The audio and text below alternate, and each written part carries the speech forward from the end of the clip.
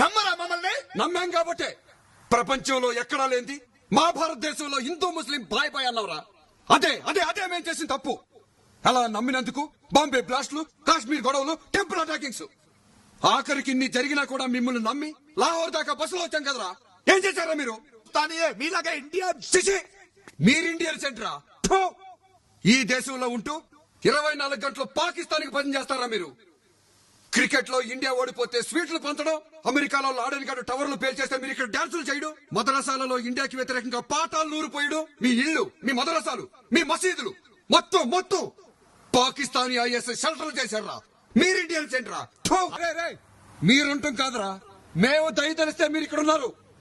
మీ ప్రవక్త ఇక్కడ పుట్టలేదు, మీ మత గ్రంథం ఇక్కడ లేదు, మీ దేవుడికి సంబంధించిన ఏ పుణ్యక్షేత్రం మా భారతదేశంలో లేదురా.